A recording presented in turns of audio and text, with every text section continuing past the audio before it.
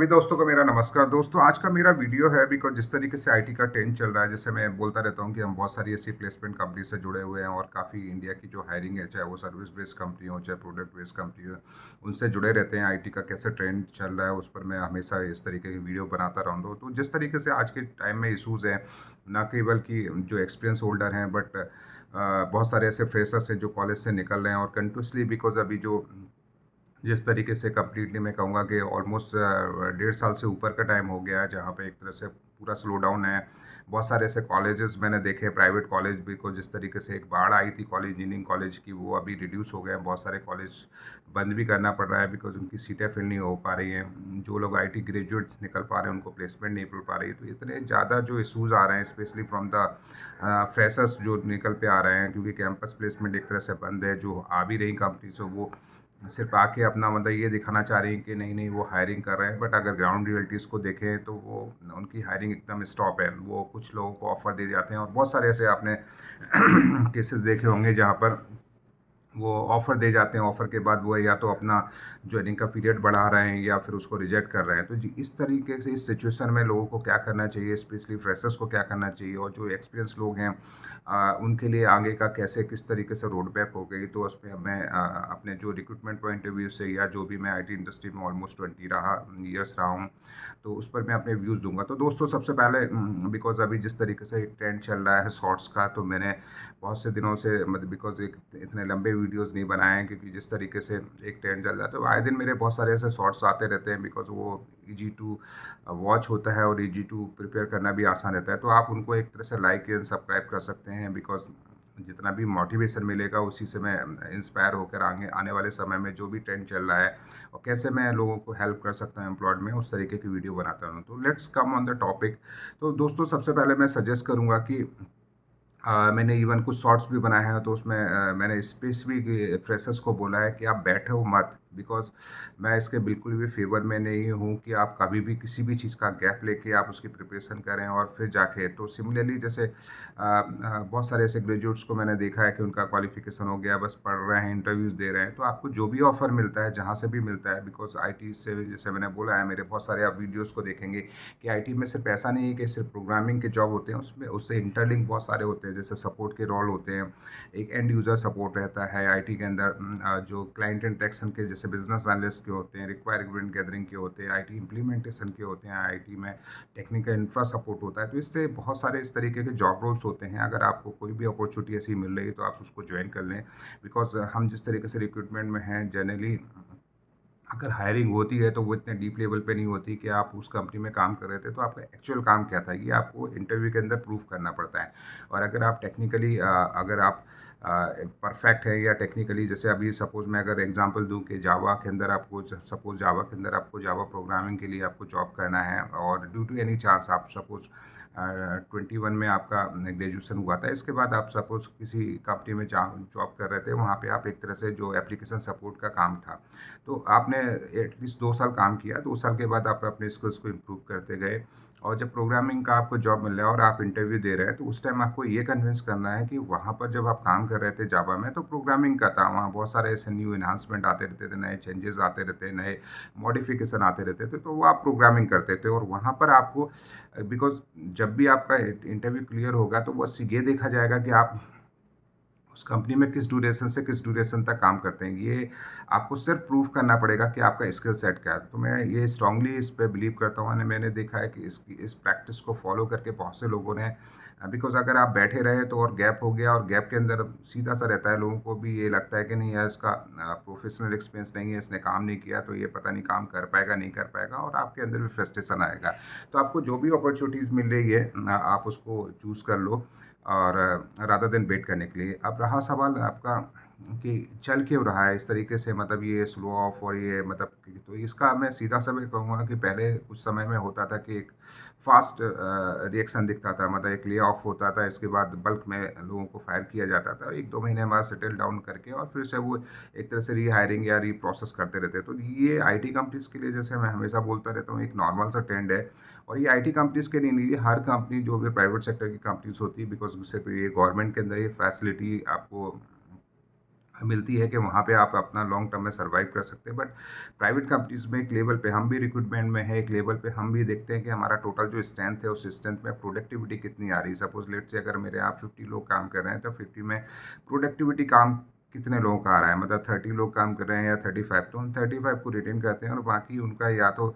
उनका अप्राइजल नहीं करते, उनका सैलरी हाइक नहीं देते हैं, या अगर वो जाना चाहते हैं, खुद से जाना चाहते हैं, या कोई कभी ऐसी वर्स्ट सिचुएशन आ रही है कि बिल्कुल ही परफॉर्मेंस डाउन है तो उसको फायर किया जाता है। तो एक नॉर्मल सा 10 डे हर प्राइवेट कंपनी इस तरीके से ले ऑफ करते रहते हैं। जनरली इनका टाइम भी ऑलमोस्ट ये before this financial year close या जो भी है, मतलब इसमें कोई ऐसा फिक्स नहीं कि कब फायरिंग होती है कब हायरिंग होती है, ये depend upon the company to company ये लोग करते रहते हैं। तो ये ट्रेंड, बट ये जो आज की डेट में हुआ है इसके पीछे सबसे बड़ा कारण रहा है कि जब कोविड लगा तो कोविड के बाद आईटी में एक तरह से, क्योंकि इनकी क्या कॉस्ट, जो ऑपरेशन कॉस्ट थी वो एकदम जीरो हो गई थी, तो ये बहुत अच्छे प्रॉफिट पे लेके गए और उन्होंने बहुत बल्क में हायर की, क्योंकि इन्हें लग रहा था कि कोविड के बाद बहुत ज़बरदस्त, बिकॉज जिस तरीके से जो मैन्युफैक्चरिंग कंपनी थी उन्होंने बोला था कि नहीं सर पे आईटी अकेला ऐसा है जहाँ जो लाइव है, बाकी सारे ऑपरेशन बंद हो गए थे, चाहे मैन्युफैक्चरिंग प्लांट हों, चाहे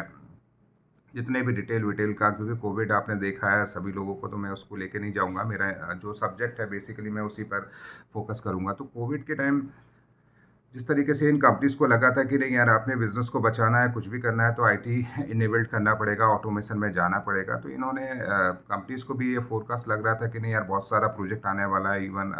बट वो ऐसा हुआ नहीं। इन्होंने बहुत बल्क में हायरिंग कर दी, डबल डबल, और इतना ऑफर दिया कि एक 5 साल का लड़का जो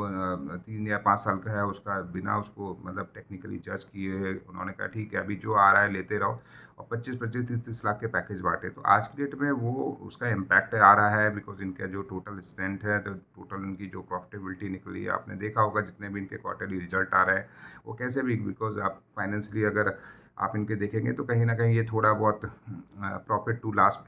सिमिलर क्वार्टर को कंपेयर करके ये थोड़ा सा दिखाते हैं, बट अगर फाइनली अपन देखेंगे तो ये आईटी कंपनीज बहुत प्रॉफिट में नहीं आ रहे हैं, स्पेशली जो सर्विस बेस्ड कंपनीज हैं उनके लिए तो बहुत ज़्यादा चैलेंज है, बिकॉज जिस तरीके से प्रोजेक्ट आते हैं मल्टीपल अकाउंट्स के, आज की डेट में उन लोगों ने भी हायरिंग कर दिया है, खुद का अपना स्टाफ हायर कर लिया, जिसमें आप चाहे सिटी डॉयज देखें, एचएसबीसी को देखें, मास्टर कार्ड देखेंगे, तो अभी पहले ये लोग होते थे सिर्फ ये सर्विस बेस्ड कंपनीज पे ही डिपेंड रहते थे, बट आज की डेट में इनका खुद का इन हाउस टीम है और ये ट्राई कर रहे हैं कि वो जो कॉस्ट होती थी, बिकॉज जो मैन पावर की जो कॉस्ट है ये सर्विस बेस्ड कंपनीज लेती थी वो इनके लिए बहुत हाई रहता था, तो अभी आजकल वो आईटी अब वैसा नहीं रहा है जैसे पहले रहता था, because it's easy to watch, जिस तरीके से आप यूट्यूब पे देख रहे हैं, और मैं इवन दोस्तों को और जो भी मेरे व्यूअर्स हैं उनको भी मैं सजेस्ट करूंगा कि आज की डेट में नथिंग इज चैलेंज, बिकॉज पहले का टाइम होता है अवेयरनेस नहीं थी, लोगों को पता नहीं पड़ता था, डिस्टेंसेस बहुत नहीं थी, रोड इंफ्रास्ट्रक्चर हो चाहे कम्युनिकेशन का मीडिया उतना स्ट्रांग नहीं था, बट आज की डेट में हमें जिसको सिर्फ करने की चाह है वो डेफिनेटली सक्सेस हो जाएगा, बिकॉज इतने सारे चैनल्स हैं, इतने सारे मीडिया हैं, जस्ट आपको फोकस करना है। मैं मानता हूँ कि कुछ हद तक डिस्ट्रैक्शन बहुत ज़्यादा हो गया है, बिकॉज जितनी अपॉर्चुनिटी मिलती है उस हिसाब से लोग थोड़ा सा डिस्ट्रैक्ट हो जाते हैं। इवन मैंने वर्क कल्चर में भी देखा है कि आईटी कंपनीज़ में जैसे देखा है कि वो टेक्नोलॉजी वाइज भी स्विच करते रहते हैं, उनको लगता है कि नहीं यार अभी प्रोजेक्ट मैनेजमेंट में जाना चाहिए, या मेरे को आर्किटेक्ट लेवल पे जाना चाहिए, क्लाउड के अंदर मेरे को घुसना चाहिए, तो इस तरीके से लोग अपने प्रोफाइल पे बहुत ज़्यादा स्विच कर रहे हैं। पहले होता था कि ठीक है अगर मैं जावा पे कोई प्रोग्रामिंग में है तो वो अपना ऑलमोस्ट 10 या 12 साल वो प्रोग्रामिंग में काट देता था, तो बट नॉलेज की कोई कमी नहीं है। एक्सपीरियंस वालों जो जो लोग आईटी इंडस्ट्रीज़ में काम कर रहे हैं उनके लिए भी मेरा ये मैसेज होगा कि हायरिंग एब्सोल्युटली उनके लिए चल रही है, ऐसा नहीं है, फ्रेशर्स के लिए थोड़ा सा चैलेंजेस आ रहे हैं, बट एक्सपीरियंस लेवल पे ऐसा नहीं है। बट पहले जैसे होता था कि ठीक है एक इंटरव्यू हुआ है इसके बाद देखा और उन्होंने ऑफर ऑफर रिलीज कर दिया, तो वो सिचुएशन नहीं है आज की डेट में। वो एटलीस्ट हर आईटी कंपनीज के दो इंटरव्यू तो हो ही गए टेक्निकली, फर्स्ट लेवल पे वो स्क्रूटनी करते हैं आपके प्रोफाइल्स, मतलब जो पहले होता था ना इजी टू माउथ, मतलब कि ठीक है आपने सीवी बनाया नौकरी डाल दिया आपने, लोग मैंने देखा था उस टाइम नौकरी पे या जो भी लिंक्डइन या जिस पे भी सीवी अपलोड करते थे वो अपने प्रोफाइल को भी अपलोड नहीं करते थे, उनको लगता है कि नहीं यार मैं जिस दिन अपडेट करूँगा मेरे को जॉब मिल जाएगा, बट वैसा बिल्कुल ट्रेंड नहीं है। अगर आप अपने प्रोफाइल को अपडेट नहीं करेंगे वहाँ पे प्रोजेक्ट स्किल सारी टेक्नोलॉजीज़ जो भी जिस पे आपने काम किया अगर आप अपडेट नहीं करेंगे तो आपका सीवी शॉर्टलिस्ट नहीं होने वाला है, बिकॉज जो रिक्रूटर होता है वो भी आपके सीवी पे देखने के बाद वो आपके प्रोफाइल को क्लाइंट को भेजता है, और क्लाइंट की तरफ से जो कहते हैं एचआर से जो शॉर्टलिस्टिंग होती है on the basis of CV होती है। तो अगर आपको जॉब करना है तो जो माइनर जो छोटी-छोटी प्रॉब्लम थी जो आप इसको इग्नोर कर देते थे, अभी उन पे आपको फ़ोकस करना पड़ेगा। सिमिलरली आपको इंटरव्यूज़ के अंदर भी आपको ये सोचो कि नहीं यार मैंने 1 दिया, 2 दिया तो फटाफट हो जाएगा, तो वो पॉसिबिलिटी नहीं है। हायरिंग चल रही है बट बहुत रिफाइंड वे में चल रही है, प्रोडक्टिविटी के साथ चल रही है, और अगर आपको वो पैकेज में भी बहुत ज़्यादा नेगोशिएशन, बहुत ज़्यादा बार्गेनिंग, ऐसा सोचो कि आपको 7 लाख का पैकेज दो या 14 लाख का दे देंगे या 20 लाख का दे देंगे, तो वो पॉसिबिलिटी बिल्कुल नहीं है। आपका जो नॉर्मल 25 से 30% तक जो हाइक चलता था, नॉर्मल हाइक वही चलेगी। तो ये मेरे कुछ फैक्ट हैं, बिकॉज़ जिस तरीके से हम रिक्रूटमेंट में जुड़े हैं और काफ़ी समय से ऑलमोस्ट 7 साल से हम लोग आईटी हायरिंग में काम कर रहे हैं, तो ये हम आए दिन, बिकॉज़ हमारे पास बहुत सारे क्लाइंट हैं, और मैं इस यूट्यूब के माध्यम से अगर कोई भी जॉब सीकर है, कुछ भी जिसको जॉब चाहिए, वो अपने प्रोफाइल भी यहाँ पर दे सकते हैं, या मेरा नंबर भी इधर मेंशन है तो मुझसे कॉन्टैक्ट कर सकते हैं। तो मुझसे जुड़े रहने के लिए सभी लोगों का धन्यवाद। जय हिंद, जय भारत।